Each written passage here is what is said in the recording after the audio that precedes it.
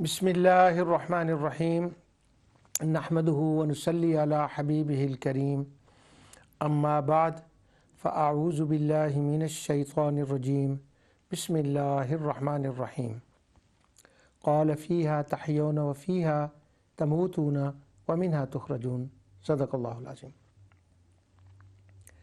नाज़रीन, प्रोग्राम इज़ाला शुबहात में मैं आपकी खिदमत में प्रोग्राम ज़ौक़ कुरान के अंदर अक़ीदा आखिरत और शान खुदाबंदी पर गुफ्तगू कर रहा हूँ।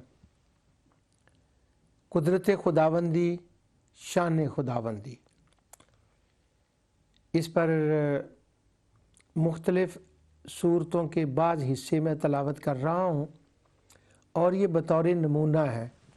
आप मक्की सूरतों में से कोई सूरत भी ले लें, आपको हर जगह ये मज़मून जो है वो नज़र आएगा। क्या नज़र आएगा? अल्लाह सुब्हानहू व तआला की शान कुदरत और उसकी शान इल्म और उसकी शान रहमत।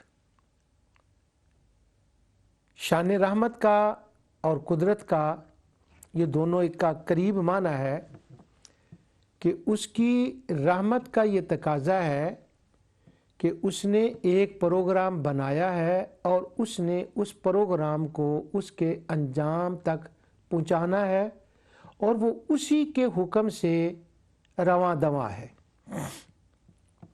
उसने दो जहान बनाए हैं और दोनों जहानों को उसने बसाना है। इस जहान को बसा दिया है और दूसरे जहान को अभी बसाना है। उसके इल्म कुदरत में तो बसा हुआ है, यानी हमारे एक्सपीरियंस और जो हम जिंदा लोग हैं हमारा वहाँ जाना, इस एतबार से मैं कह रहा हूँ। कुरान करीम का एक मकाम है, मेरा बड़ा दिल चाहता है कि उस पूरी सूरत का कभी अल्लाह ताला मुझे तौफीक दे, मैं उसका पूरा तर्जमा करूँ। वो मकाम है कि कुफ़ार मुशरिकीन कह रहे हैं कि क़यामत लाओ, किधर है क़यामत। अल्लाह ताला को चैलेंज कर रहे हैं, रसूलुल्लाह सल्लल्लाहु अलैहि वसल्लम को चैलेंज कर रहे हैं। तो वो जो बंदे ज़ुबान समझते हैं, उनके लबो लहजे में, उनके अंदाज़े गुफ्तगू के मुताबिक अल्लाह ताला उनको ये बात समझा रहा है। अपनी शान के एतबार से नहीं, बंदों के एतबार से उनको समझा रहा है। फरमाता है, तुम कह रहे हो वो जहान बनता क्यों नहीं, कहाँ है? जहान दो हैं, बस अभी मैं ज़रा ना इसके लिए कुछ कर रहा हूँ और मुझे इससे फ़ारग हो लेने दे। क्या बात है, सुभान अल्लाह। बंदों की ज़ुबान के मुताबिक उसने क्या फ़ारग होना है, उसकी शान तो उसकी शान है, वो नहीं उसको, चूँकि हम कहते हैं ना मैं वो करता हूँ, पहले मुझे ज़रा ये कर लेने दे, तो उसका उसलूब ये है कि मैं अभी ये कर रहा हूँ, बस ये मुझे कर लेने दो और फिर देखो मैं दूसरा वो भी करता हूँ। और जैसे मैं यहाँ कर रहा हूँ ना, जो मुझे यहाँ करने की कुदरत तुम देख रहे हो, मैं उसको भी देख लूँगा। और वहाँ अल्फाज ये हैं कि ना तुम मेरी कुदरत को यहाँ नाकिस पाओगे और ना मेरी कुदरत को तुम वहाँ नाकिस पाओगे। ना मेरे इल्म को यहाँ नाकिस पाओगे, ना मेरे इल्म को वहाँ नाकिस पाओगे। जैसे मेरी यहाँ अताएँ हैं, वहाँ मेरी अताएँ हैं और वहाँ मेरी अदालत उज़्मा है। और सूरत के अंदर पूरी अदालत उज़्मा का एक नक्शा है और जो पास होने वाले हैं उनको मैं यूं सर्टिफिकेट दूंगा और जो नाकाम होने वाले हैं वो अपने ऊपर ये कहेंगे कि हमने ये क्या कर लिया, उनका अफसोस उनको होगा। तो यही तो मेरी रहमत का तकाजा है कि इस काम को मैं पाया तकमील तक पहुँचाऊँ। देर होने का ये मतलब नहीं है कि मैं कर नहीं सकता, नहीं, मैं तुम्हें वक़्त दे रहा हूँ, वक्फा दे रहा हूँ, मोहलत दे रहा हूँ। ये कुरान में बार बार ये ताबीरें आती है।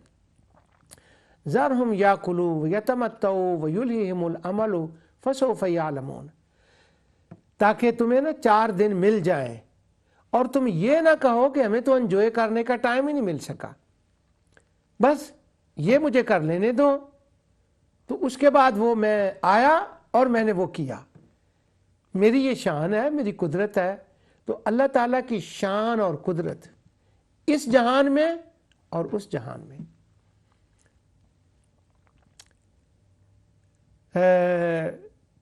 کبھی لفظ زوج کے ساتھ، کبھی کلمہ البصر کے ساتھ، کبھی لفظ توکل کے ساتھ مختلف نام ہیں، اور کبھی سجل، کبھی حساب، نشر، کذالک النشور۔ اب وہ یعنی جس کو کہتے ہیں نا وہ ٹائم نہیں ہوتا، اور قرآن کا تو سمندر ہے، وہ الفاظ جو وہاں پر آتے ہیں وہ کس سٹائل اور کس انداز سے آتے ہیں، اور اللہ تعالیٰ اس جہان کی مثال دیتا ہے اس کے لیے کہ اگر یہ ہے تو وہ بھی ہوگا، اسی کے اوپر تم غور و فکر کرو۔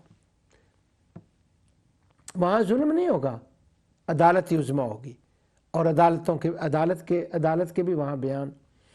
اور جو تم نے میرے شریک بنا رکھے ہیں، جن کے اوپر تم نے بھروسہ کیا ہوا ہے، آج توکل کیا ہوا ہے، یہ توکل کے قابل نہیں ہے۔ وتوکل علی اللہ، توکل کے قابل اللہ ہے، جس کا یہ جہاں بھی ہے اور وہ جہاں بھی ہے۔ تو اللہ تعالیٰ نے اس کے پھر بہت سے ایسے مقامات ہیں، وہ میں نے آیتیں آپ کو بتائی بھی ہیں، کہ وہاں پر عجز کے الفاظ، وہ میں نے میرا خیال 2-3 پروگرام شاید 2 کی ہے یا 1 کی ہے، مجھے یاد نہیں، کیونکہ وہ بہت سی آیات تھی تو میں نے ساری نہیں پڑھی ہوں گی۔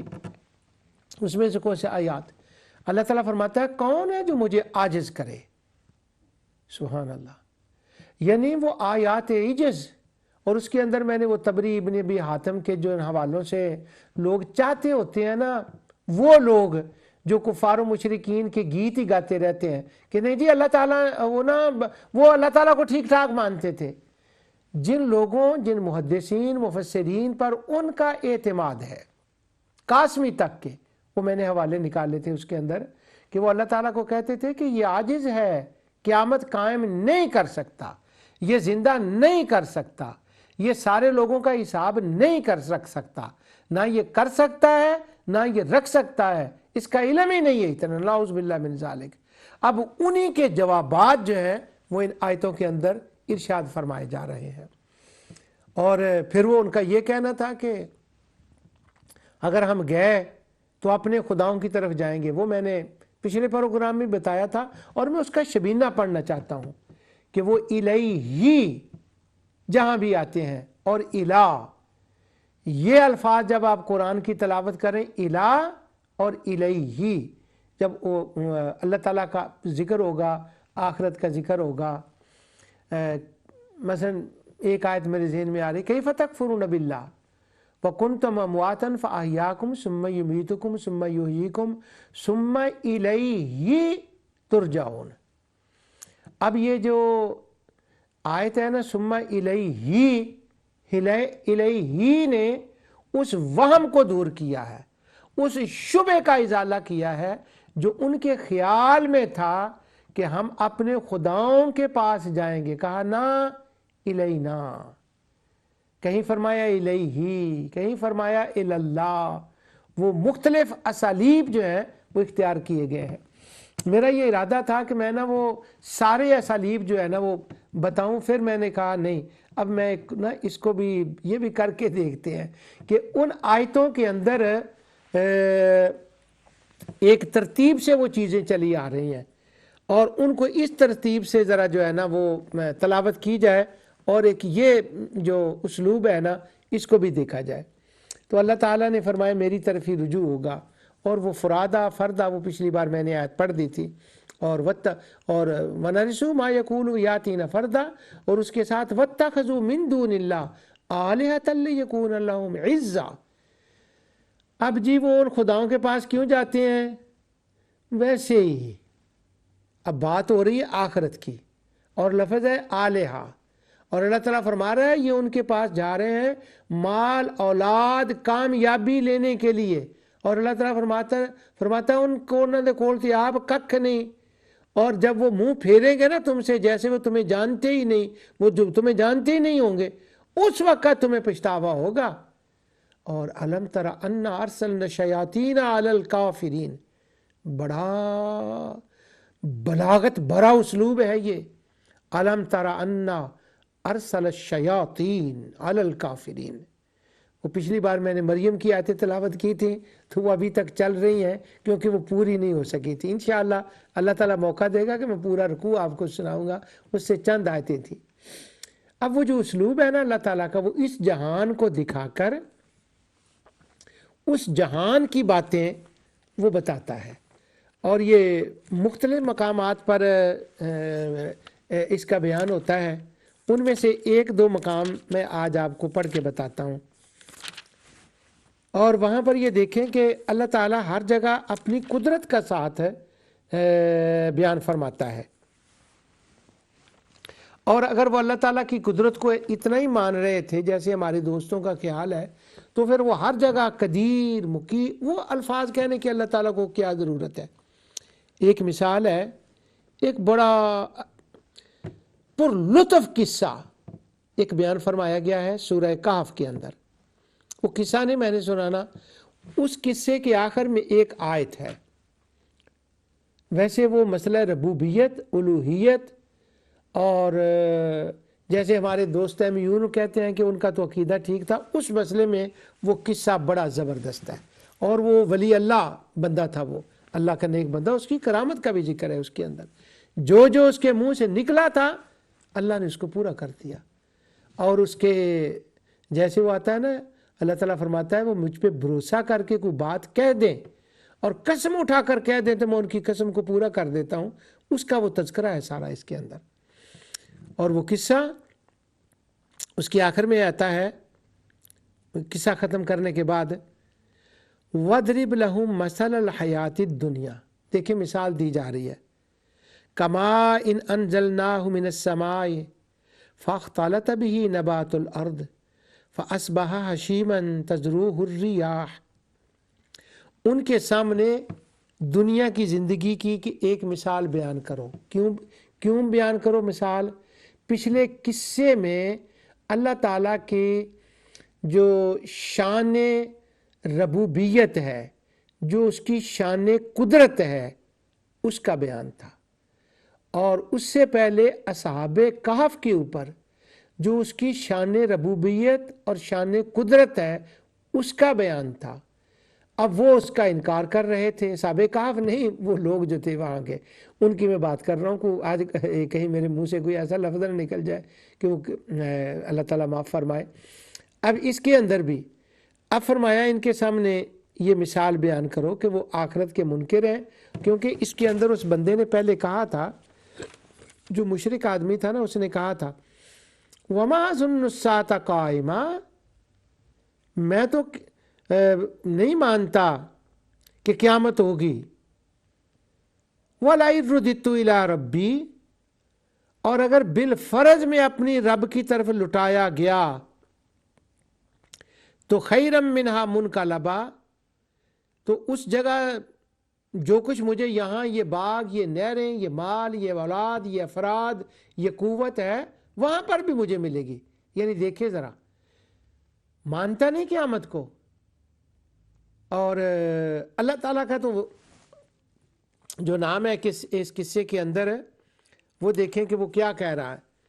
اب یہاں جو کہہ رہا ہے میں اپنے رب کی طرف جب گیا، والا اردت الی ربی، اپنے رب کی طرف لٹایا گیا.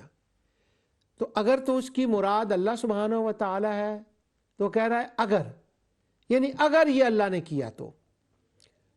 اور آگے وہ اس کا پھر مجھے بہت زیادہ ملے گا. تو اس کا ساتھی وہ جو نیک بندہ کہتا ہے قال لہ صاحبہ وہو یحاورہ اکفرت بالذی خلقک من تراب ثم من نطفۃ ثم سواک رجلا.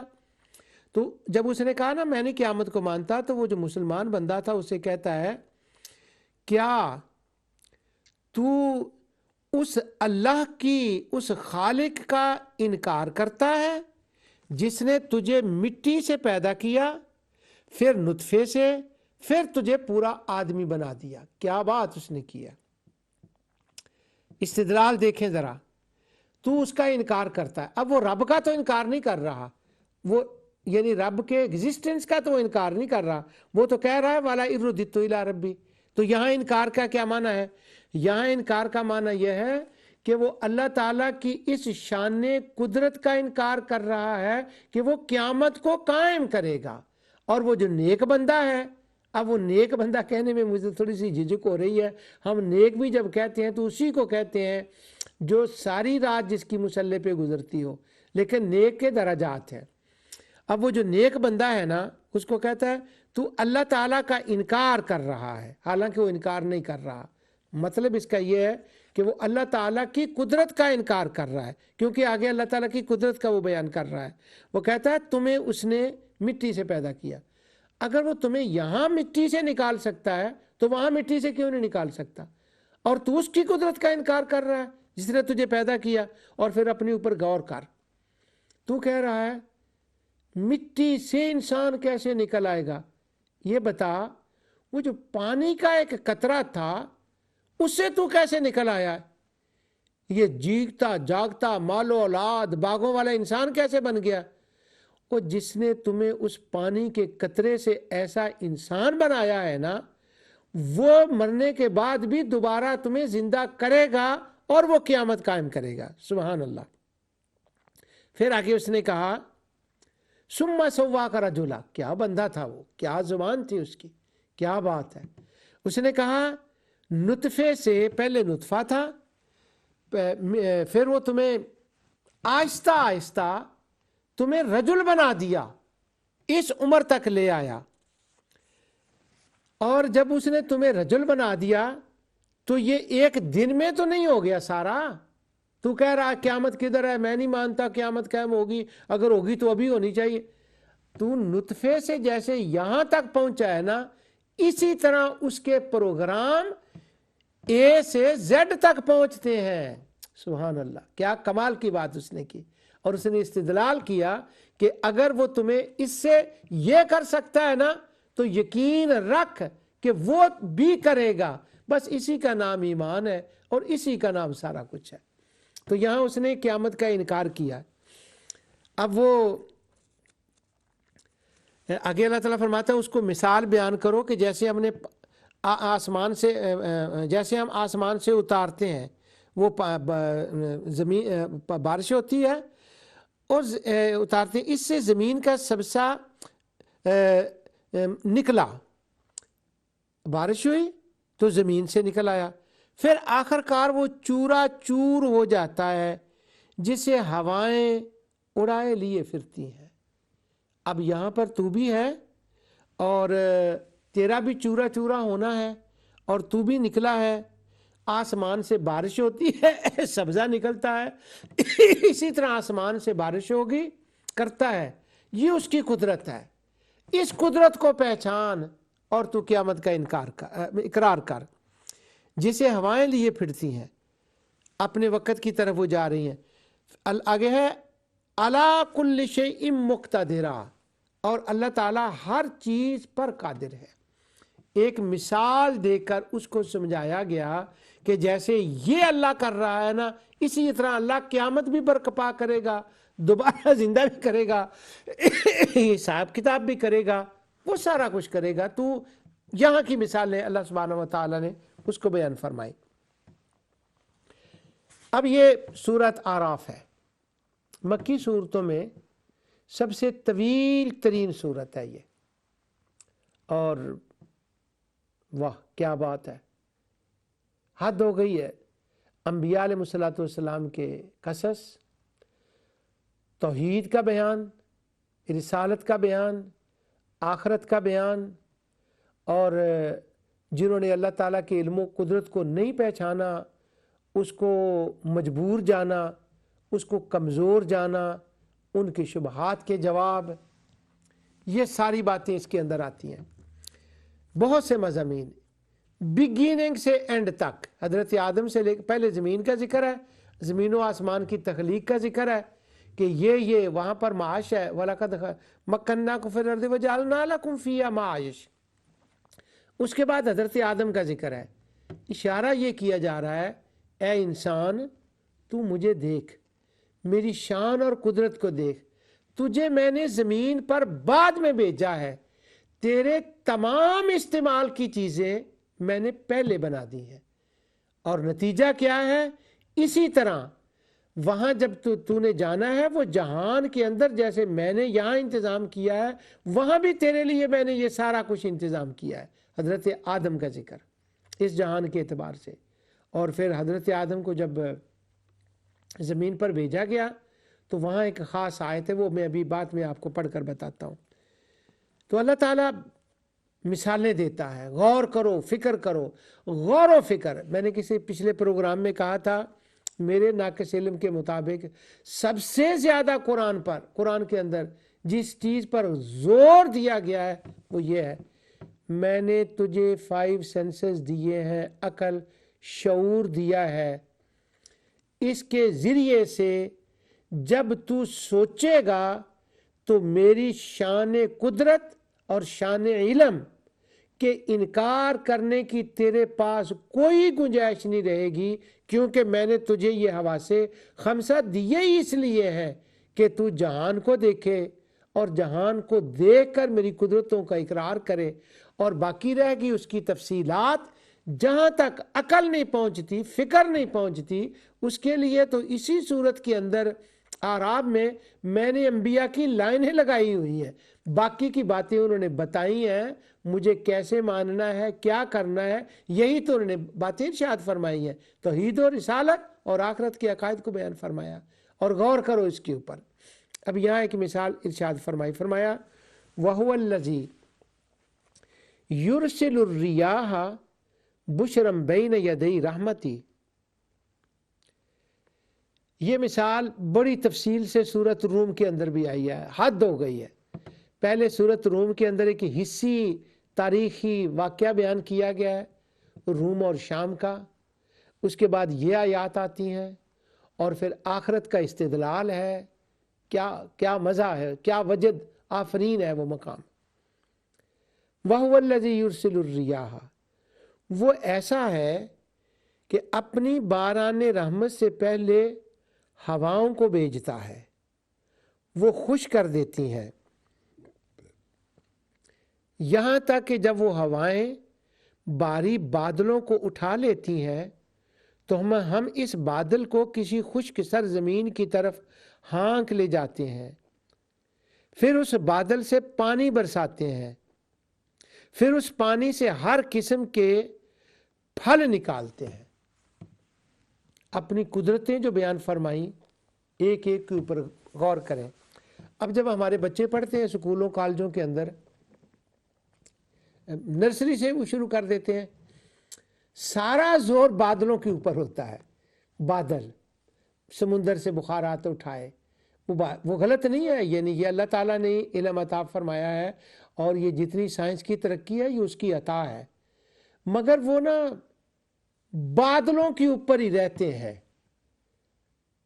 لیکن یہاں وہ بتانا کیا چاہتا ہے؟ وہ چاہتا ہے پہلے ہوائیں، ٹھنڈی ہوائیں خوش کرنے والی، اور پھر بادل، پانی، اور مردہ زمین جو ہے وہ زندہ، اور اس سے فاخرجنا بہ من کل ثمرات. یہ ہے، یہی نہ رہ جائیں بلکہ اس کے جو پیچھے ہے نا، جو یہ سب کچھ کرنے والا ہے، میں ان باتوں کے ذریعے سے اپنی شان قدرت اور علم تمہیں بتانا چاہتا ہوں. اسے دیکھ کر تم ذرا پیچھے دیکھو کہ وہ کیا کرنے والا، وہ کیا کرتا ہے. جب یہ جہان اس نے ایسا بنایا ہے تو وہ اگلا جہان بھی بنا سکتا ہے. یہ میں تمہیں بتانا چاہتا ہوں. میرے خیال میں پچھلے پروگرام میں بھی میں نے یہ بات بتائی تھی، شاید میں اس کا ہنٹس دیا تھا، تو آپ کہیں گے یہ اپنی پرسنل باتیں پروگرام کے اندر اور ٹائم ضائع ہوتا ہے. میرا دان درد کرنے لگا، وہ میں نے بتایا تھا کہ کورس پورا کرنا پڑتا ہے دوائی کا. میں ڈینٹسٹ کے پاس گیا تو میرا دان درد کر رہا تھا. تو وہ جو ڈینٹسٹ تھا وہ اسکاٹ لینڈ کا رہنے والا تھا، لیکن وہ پریکٹس ہمارے شہر میں کر رہا تھا، انگریز تھا. تو اس کا جو نیکسٹ تھا نا، اس کا جو مریض آنے والا تھا وہ کینسل ہو گیا. تو وہ چونکہ آنا جانتا تھا مجھے وہ کسی وجہ سے، تو وہ بات شروع ہو گئی. تو اس نے نا، میں نے اسے کہا کہ یہ تم نے کچھ دانت کے اوپر لگایا اور وہ بالکل درد ختم ہو کے رہ گئی ہے، یہ کیا چیز ہے؟ کیا اثر ہے اس کے اندر؟ تو وہ مجھے اس نے کہا کہ وہ جو لونگ ہوتا ہے نا، مجھے وہ کہتا لونگ ہے نا، کیا اس کو کہتے ہیں انگلش میں، میرے ذہن سے لفظ نکل گیا، اچھا وہ کہتا ہے جو لونگ ہے نا یہ اس کا پانی ہے۔ اب ہم بچپن میں سن رہے ہیں ماں اپنی ماں سے، دادی سے کہ داڑھ درد ہوئے تو لونگ رکھ لو، کیا تاثیر ہے! واہ واہ واہ واہ! یہ میں اپنی کہانی نہیں سنا رہا، اس رب کی شان قدرت ہے، لونگ کے اندر یہ تاثیر۔ اس نے مجھے بتایا کہ سوائے وہ چیزیں کچھ ہوتی ہیں 20% ہیں، 80% چیزیں جو ہے نا جو ہم ڈینٹسٹ یوز کرتے ہیں اور اس کی دوائیاں ہوتی ہیں جتنا، وہ ساری لونگوں سے بنتی ہیں۔ بس وہ جو ہے نا لونگ، اس پر اس نے مجھے 10 منٹ لیکچر دے دیا، یہ اب وہ میری امی نے بھی مجھے بتایا ہے کہ دان درد ہو تو لونگ رکھتے ہیں، پر وہ امی نے وہ تو نہیں بتایا جو اس نے بتایا، اس کا تو خیر ایک میڈیکل لائن تھی، لیکن لونگ کرتا رہ گیا۔ تو میں نے اسے آخر میں کہا یہ آپ نے مجھے بہت باتیں بتائی ہیں لونگ کے بارے میں، روشن کر دیا، میرا ذہن جو ہے وہ کھڑکیاں کھول دی ہیں، لیکن تم صرف لونگ پر ہی رہ گئے ہو، اس کے پیچھے بھی تو کوئی ہے نا، جو لونگ بنانے والا ہے، جس نے لونگ کے اندر یہ تاثیر رکھی ہے، جس نے دانت بنائے ہیں، دانت کے اندر ایک درد کی کیفیت رکھی ہے، اور وہ لونگ کا پانی یہاں لگائیں اور وہ انجیکشن کے ذریعے سے لگائیں تو وہ چلا جاتی ہے، درد چلا جاتا ہے۔ وہ جو نظام بنانے والا ہے، تمہاری نظر اس کے اوپر کیوں نہیں جاتی؟ تو مجھے کہتا ہے This is true but I don't have a time۔ اللہ اکبر، لا حول ولا قوت۔ کہتا ہے یہ بات تو ٹھیک ہے لیکن ابھی میں ریڈی نہیں ہوں، I just want to enjoy my life۔ ابھی میں نا اس کے اوپر نہیں، یعنی سمجھ اس کو، یہ نہیں کہ سمجھ کسی کو نہیں آتی، سمجھ آتی ہے۔ اب یہاں پر بھی اللہ سبحانہ و تعالیٰ فرما رہا ہے وہ بادلوں کے اوپر نہ رہ جاؤ۔ شروع میں کیا ہے؟ واہ والذی، یہ جو ہوا ہے نا قرآن میں وجدانی کیفیت ہے، وہ یہ بادلوں، ہواؤں، ثمرات، یہ چیزیں ہیں، یہ تو تمہیں میں دکھا رہا ہوں کہ یہ دیکھو اور اس کے بنانے والے کی طرف دیکھو، لونگ پہ اٹک کے نہ رہ جاؤ۔ ایک فارمیسٹس ہے میرا دوست انگریز میں، اس کی کسی وقت پھر بات سناؤں گا، اس نے مجھے دوائیوں کے بارے میں لیکچر دیا، وہ دالوں کی ساری باتیں اس نے مجھے سنا دی، دوائیوں سے، دالوں سے کتنی دوائی بنتی، کیا کیا اس کے یہ ہے۔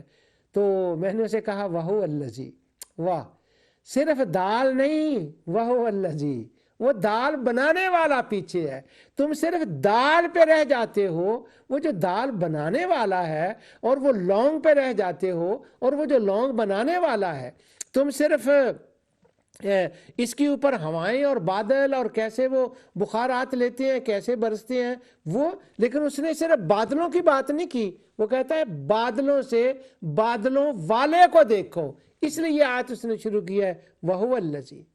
واہ سبحان اللہ۔ وہ فرماتا ہے وہ جس نے ہوائیں بھیجی۔ میں نے ایک مضمون لکھا ہے مقام نبوت، انشاءاللہ آگے وہ آ رہا ہے، لکھا نہیں ابھی، وہ انڈر چل رہا ہے، کہ یہ ہوائیں بھیجی، یہ اگر بائبل میں جو یہ مضمون آیا ہے اور قرآن میں یہ جو ہواؤں والی آیتیں آئی ہیں، جب ان کو ملائیں نا، کیا آقا دو جہاں صلی اللہ علیہ وسلم کی شان اور عظمت، اور کیسے میلاد کی کیفیت وہاں، اور میلاد بیان کیا جاتا ہے کہ وہ سڑے پہاڑ جہاں بارشیں نہیں ہوتی، کچھ نہیں ہوتا، وہ ایک تمثیل بیان کی گئی ہے۔ ان آیتوں کے اندر ایک تمثیلی معنی بھی ان کا ہوتا ہے، وہ تمثیلی معنی کی طرف ہم زیادہ تر وہ دھیان نہیں کرتے ہوتے، اس کی ضرورت بھی نہیں ہوتی، لیکن وہ ایک بڑا وجدانی وہ بھی کیفیت ہے۔ بائبل نے اس کو کیسے بیان کیا ہے کہ میں اپنی رحمت وہاں بھیجوں گا جہاں پہاڑ ہیں، بیابان ہے، اور بیابان بڑا زبردست ترجمہ ہے، وہ سیدنا ابراہیم علیہ السلام نے جو فرمایا تھا نا غیر ذی زرع، پرانے زمانے میں اس کا ترجمہ تھا بیابان، اور وہ ابراہیم علیہ السلام کی لینگویج تھی بیابان۔ اب تو وہ پروف ہو رہی ہے، آرکیالوجسٹ جو اس پر کام کر رہے ہیں، غیر ذی زرع۔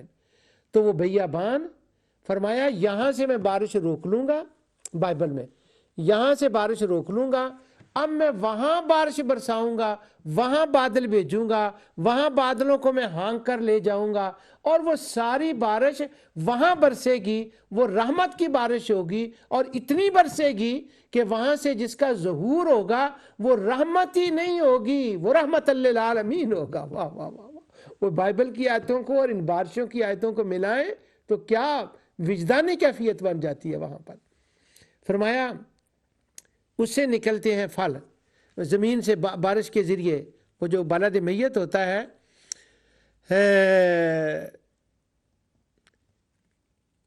پھر کیا ہوتا ہے، اس سے نکالتے ہیں۔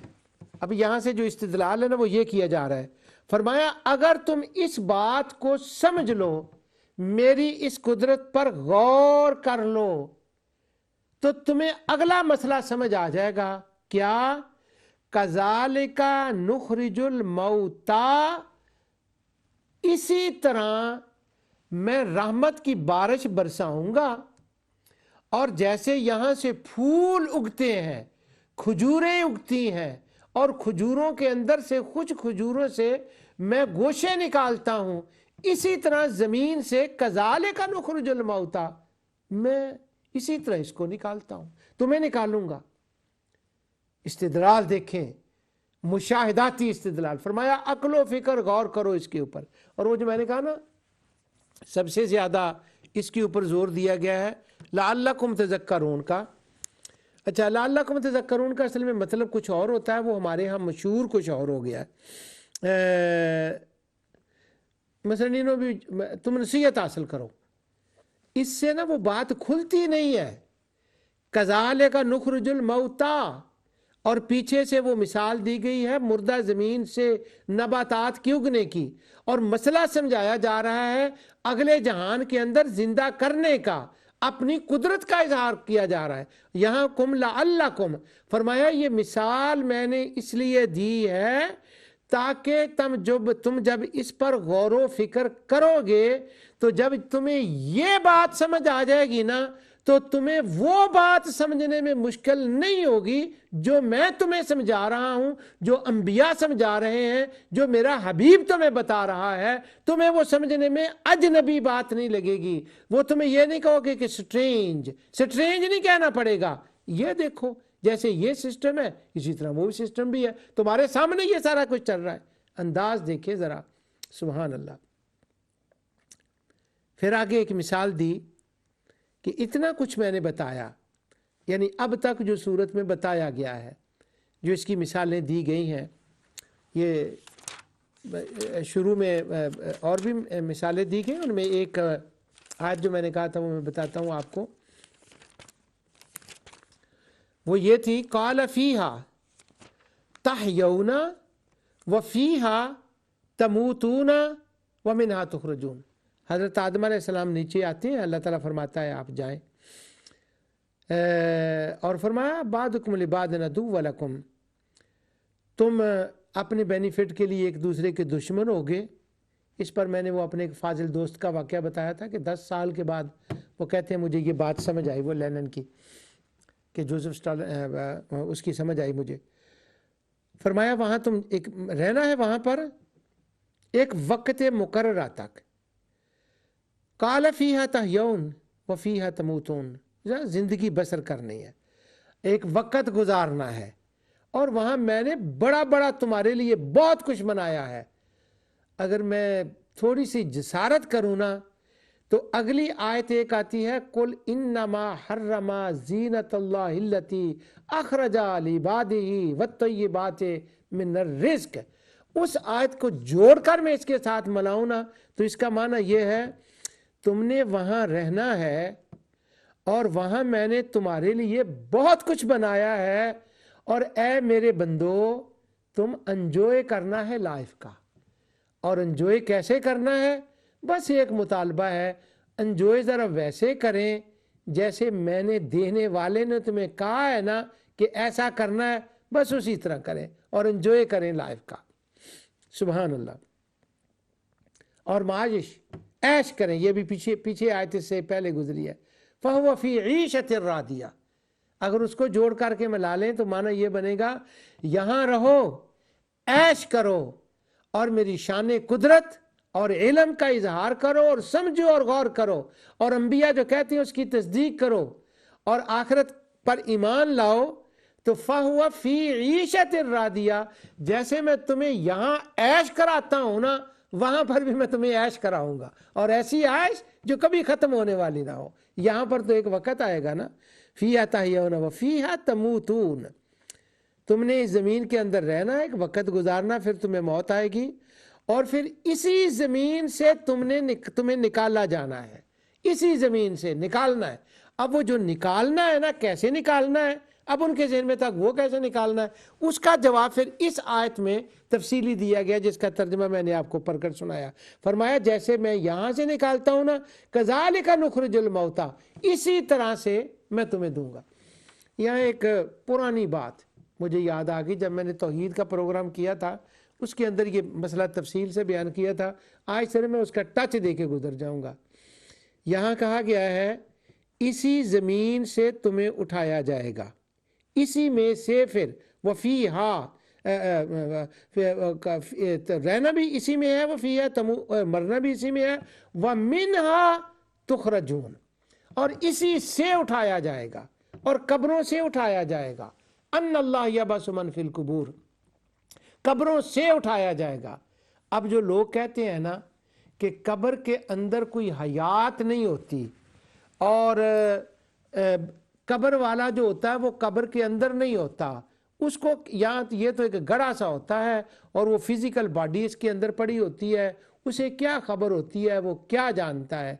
تو اس وقت میں نے یہ ساری آیتیں تلاوت کی تھی کہ نہیں، وہ کہتے ہیں وہ تو کسی اور جگہ چلا جاتا ہے، یہ تو خالی پڑی ہوتی ہے قبر۔ اگر وہ قبر خالی پڑی ہوتی ہے، یہ قبر کے ساتھ مرنے والے کا کوئی لنک ہی نہیں ہوتا، یہاں وہ موجود ہی نہیں ہوتا، تو پھر یہ بتائیں قَالَ فِيهَا تَحْيَوْنَ وَفِيهَا تَمُوتُونَ وَمِنْهَا تُخْرَجُونَ، پھر یہاں سے اس کو کیوں اٹھایا جائے گا؟ پھر تو جہاں ہے وہاں سے اٹھایا جانا چاہیے۔ اور اللہ تعالیٰ نے فرمایا وَأَنَّ اللَّهَ يَبْعَثُ مَن فِي الْقُبُورِ، اور اللہ وہ ہے جو تمہیں قبروں سے نکالے گا۔ یبعث من فی القبور، قبر کے وہاں میدان تک جانے میں جو رکاوٹیں ہیں وہ دور ہو جائیں گی، اور قبر سے تم سیدھا اس مقام پر چلے جاؤ گے جہاں تم نے پہنچنا ہے۔ تو اس کا مطلب ہوا صاحب قبر کا قبر کے ساتھ ہمیشہ تعلق قائم رہتا ہے۔ اور اللہ تعالیٰ فرماتا ہے کذالک نخرج الموتیٰ، اسی زمین سے میں اسی طرح نکالوں گا، لعلکم تذکرون، میں نے تمہیں یہ دیا ہے، کبھی اسے استعمال بھی تو کرو نا۔ وہ بہت جگہ آتا ہے کہ کم لوگ اس کو استعمال کرتے ہیں، وہ ایک اور لفظ کے ساتھ آتا ہے، کم لوگ استعمال کرتے ہیں، اگر وہ پورا کریں تو ممکن نہیں کہ وہ اس کی قدرت کا انکار کر سکے۔ ویسٹ کے اندر ایتھیسٹ ہیں جو کسی چیز کو نہیں مانتے، اللہ کو بھی۔ اب وہ ایک میری بیٹی وہاں پروفیسر ہے اس میں کالج میں، تو اس کی وہ جو انچارج تھی پرنسپل ہے، وہ ایتھیسٹ، کسی چیز کو نہیں ماننا۔ پچھلے دنوں میں میری اس سے ملاقات ہوئی تو وہ مجھے کہنے لگی کہ I am not a atheist any more. تو میں نے کیا کہا، کیا کہتی ہے؟ ابھی میں اگناسٹک ہوں، تو میں سوچ رہی ہوں کہ ہو سکتا ہے میں کرسچین ہو جاؤں۔ اچھا اب وہ ہمارا بھی ایک تعلق ہے اس کے ساتھ، اللہ تعالیٰ اس کو کس رستے پر، اس رستے پر اس کی رہنمائی فرما دے۔ تو میں نے اسے پوچھا کہ یہ تم نے ایتھیزم کیوں چھوڑا ہے؟ تو وہ مجھے کہتی ہے اس ٹائم میں بڑا مشکل ہے کہ کوئی یہ کہہ دے کہ یہ کائنات مینٹین خود بخود ہو رہی ہے، امپاسبل ہے۔ جتنی ریسرچز آ رہی ہیں سامنے، ایتھیسٹ ہونا آسان نہیں رہے گا۔ اب چونکہ وہ ویسٹرن تھی، ویسٹ کے رہنے والی تھی، اسلام اس کے سامنے نہیں تھا، وہ کرسچینٹی کو جانتی تھی، تو وہ کہتی ہے مجھے لگتا ہے کہ جیسے آج سے 100 سال پہلے کرسچینٹی تھی یہاں پر، کرسچینٹی ول ریٹرن اگین۔ اس کے کہنے کا مطلب یہ تھا، اب کرسچین اسلام کا وہ کمپیریٹیو نہیں کر رہی، کہتی ہے کہ خدا کو ماننا یہ ماڈرن سائنس نے ضروری کر دیا۔ اب میں ایتھیسٹ سے اگناسٹک کے اوپر آ گئی ہوں، ऑर्गेनाइस्टिक से मेरा नेक्स्ट स्टेप है। तो अल्लाह ताला क्या फरमा रहा है, लअल्लकुम तज़क्करून, अगर तुम गौर करो और इन चीज़ों के ऊपर लौंग पर ना रह जाओ, दाल पर ना रह जाओ, बादलों पर ना रह जाओ, वहु वल्लजी पर चले जाओ ना, तो तुम्हारा एथियस्ट रहना तुम्हारे अक्लो शऊर के मुताबिक नामुमकिन हो जाता है। और कुरान ने जिस इस एंगल से बातें की हैं वो तो हद हो गई है, लेकिन ये कुरान का पहलू बहुत पीछे रह गया है। वो बनु अब्बास और बनु उमैया के लोगों ने, बादशाहों ने नहीं, वो वहाँ के जो हशविया थे और जो तैमियून थे और वो थे और कोई रुवाफिज, उन्होंने ऐसी बातों में उलझा के रख दिया कि लअल्लकुम तज़क्करून, इस कॉन्टेक्स्ट में तो कोई जानता ही नहीं। अब वो मगरब वाले जो कुरान पढ़ रहे हैं लअल्लकुम तज़क्करून, इसी हिसाब से वो इस्लाम कबूल कर रहे हैं। आगे अल्लाह ताला ने उसकी एक मिसाल दी, फरमाया मैंने ये सारी बातें बता दी हैं, वल बलद तय्यब यखरुजु नबातुहु बिइज़्नि रब्बिही वल्लजी खबूस ला यखरुजु इल्ला नकिदा। जो सुथरी सरजमीन होती है उसकी पैदावार तो अल्लाह ताला के प्रोग्राम के मुताबिक निकलती है। मैं इज़्न का तर्जमा कर रहा हूँ, प्रोग्राम तो अल्लाह ताला के प्रोग्राम स्कीम के मुताबिक निकलती है, और जो ख़राब है उसकी पैदावार बहुत कम निकलती है। वाह क्या बात है। यहाँ तज़क्करून के अगर साथ मिलाकर पढ़ें तो इसका माना ये बनेगा कि ये जितने दलाइल दिए हैं मैंने, वो ये हैं कि जो तज़क्करून करे, अपने 5 सेंसेस को यूज़ करे। जैसे उस टीचर ने कहा, मेरा ध्यान उस तरफ जा रहा है, मैं उसका नाम याद कर रहा हूँ, जैसे उसने कहा कि एथियस्ट रहना मुश्किल हो रहा है वेस्ट के अंदर अब, तो दलाइल हैं और ये बारिश है और ये बरसती है। अब जो लोग इसको इस्तेमाल करें तो वो क्या है, वो तो बलद तय्यब है, साफ सुथरी ज़मीन है, उससे अल्लाह ताला की इल्म कुदरत मानने के जो है ना नबातात वो निकलेंगे, फिर अमले साले भी निकलेंगे। और कुछ वो हैं जो मानना चाहते ही नहीं और वो इस तरफ आना ही नहीं चाहते। क्यों? वो कहते हैं I live for my own, यानी हम हर रोज़ इसका करते हैं वो। और उस वक़्त नुज़ूल कुरान के वक़्त वो ज़ेद इनाद इसमें थे, ये लीड फैमिली के नहीं है, इसके साथ बिलाल क्यों बैठता है, वो ये क्यों है, यानी वो ला यखरुजु इल्ला नाकिदा। वो ऐसी ज़मीन थी कि उससे अंदर से तो कुछ निकलने वाला ही नहीं था, और कभी कोई अच्छी बात वो कह दें तो कह दें, अदरवाइज ही नहीं। तो अल्लाह ताला फरमाता है कज़ालिका नुसर्रिफुल आयात, मैंने तसरीफ़ आयात के ज़रिए, अपनी शानों और कुदरतों के ज़रिए इतना कुछ बता दिया है कि जो मानना चाहे, जो इसकी कदरदानी करना चाहे। देखें मैं यशकुरून का क्या तर्जमा कर रहा हूँ। शुक्र का कभी मतलब कदरदानी भी होता है। फमन ततव्वा खैरन फ़इन्नल्लाह शाकिरुन अलीम, कदरदान। और कभी इसका माना मान लेना भी होता है, और कभी इसका माना अपनी सलाहियतों को बरूए कार लाना भी होता है। जब हम लिसानुल अरब में, ताजुल उरूस में जाते हैं शुक्र का माना, तो वो सारे माने वहाँ लिखे होते हैं। तो फिर कॉन्टेक्स्ट के जोड़ के पढ़े तो कॉन्टेक्स्ट के एतबार से वहाँ वो का अब उसका माना वो देखें कि क्या बनता है। अल्लाह ताला फरमाता है ये निशानियाँ तलब करते हैं, मैंने कभी इस निशानी की तरफ इनका ध्यान कराया। तसरीफ़ आयात, कज़ालिका नुसर्रिफुल आयात। और ये देखें लअल्लकुम तज़क्करून के साथ ये कैसे जुड़ता है, क्या बात है कुरान की। फरमाया अगर वो गौर व फिक्र करें तो मैंने उनके लिए दरवाजे खोल दिए हैं। कभी मैं बारिश की मिसाल देता हूँ, कभी मैं नबातात की मिसाल देता हूँ, कभी मैं समुद्रों और हवाओं की मिसाल देता हूँ, कभी मैं आसमान की मिसाल देता हूँ, कभी मैं ज़मीन की देता हूँ, और कभी मैं उनको कहता हूँ वफ़ी अनफुसिकुम अफला तुबसिरून, अपना फिजिकल अंदर का जो सिस्टम है इसी को देखो कि ये कैसे चल रहा है। और जब तुम इस पे गौर करोगे, ये हो नहीं सकता کہ تم میری عنایات کے قدردان نہ بنو۔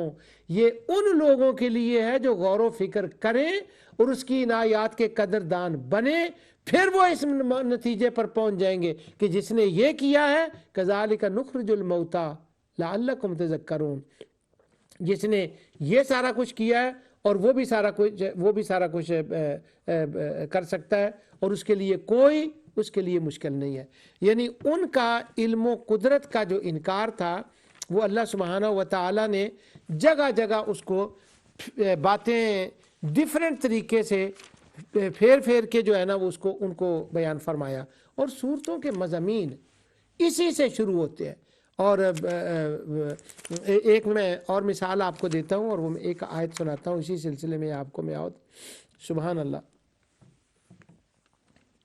ان یشاء یذھبکم ویأتی بخلق جدید، اگر وہ چاہے تو تم کو فنا کر دے اور ایک نئی مخلوق پیدا کر دے۔ وہ اپنی شان اور عظمت کا اس نے یہاں پر بیان فرمایا۔ اس سے پہلے آیت ہے وہ فرماتا ہے واللہ خلقکم من تراب، بلکہ اس سے پہلے بھی واللہ الذی ارسل الریاح فتثیر سحابا فسقناہ الی بلد میت فاحیینا بہ الارض بعد موتہا کذالک النشور۔ اور اللہ ہی ہے ہوائیں چلاتا ہے جو بادلوں کو اٹھاتی ہے، پھر ہم بادلوں کو خشک زمین کی طرف لے جاتے ہیں، اور اس زمین کو اس کی موت کے بعد زندہ کر دیتے ہیں۔ یہ بہت مکی صورتوں میں یہ مضمون آیا۔ ابھی میں نے اعراف کا پڑھا تھا، میں نے کہا تھا کہ وہاں پر وہ آتا ہے، پھر وہی مثال دی، وہ ہے کہ جس نے یہ کیا ہے اور تمہارے سامنے ہے، یہ ہر روز زندہ ہو رہا ہے، اور اسی طرح قیامت کے دن بھی ہوگا، اسی طرح وہ نشر کرے گا۔ نشور، اچھا نشر جو لفظ ہے، جب ہم اس کو دیکھتے ہیں نا کہ یہ نشر کا کیا مطلب ہو، تو ہم اپنی زبان میں بھی اس کو کہتے ہیں، اسی اپنے الفاظ میں بھی ہم اس کو استعمال کرتے ہیں کہ سیکرٹری نشر و اشاعت، کسی خبریں نشر ہو گئیں تو ہم اس معنی میں اس کو بھی استعمال کرتے ہیں۔ نشر جو ہے یہ اس معنی میں ہے کہ وہ جیسے کسان اپنی مٹھی میں بیج، کافی سارے بیج لے اور ان کو وہ بکھیر دے، جب وہ بکھیرے، اس بکھیرنے کے عمل کے لیے بھی یہ لفظ استعمال ہوتا ہے، اور جب وہ زمین کے نیچے دب جائیں اور کھیتیاں لہلا اٹھیں اور وہ خوبصورت لگنے لگیں اور وہ زمین سے باہر آ جائیں، اور وہ جو کیفیت اور منظر ہوتا ہے کہ پہلے وہ زمین کے اندر، پھر ان کی ایک ترتیب کے ساتھ لک آفٹر کی جاتی ہے۔ سبحان اللہ، کیا بات ہے۔ اب ایک ایک لفظ کے اوپر اللہ تعالیٰ فرماتا ہے میں نے زمین سے جو چیزیں نکالی ہیں، زمین کو زندہ کیا ہے، اس کی ایک ترتیب ہے اور اس کی ایک لک آفٹر کی ہے، اس کا ایک پروسیس ہے، اس کے ایک مراحل ہیں، پھر مراحل پہ جا کر وہ نباتات جو ہیں وہ زمین سے اگے ہیں۔ اسی طرح مرنے کے بعد جو میں نے دوبارہ زندہ کرنا ہے، اس کا بھی ایک پروسیس ہے، اس کے بھی ایک مراحل ہیں۔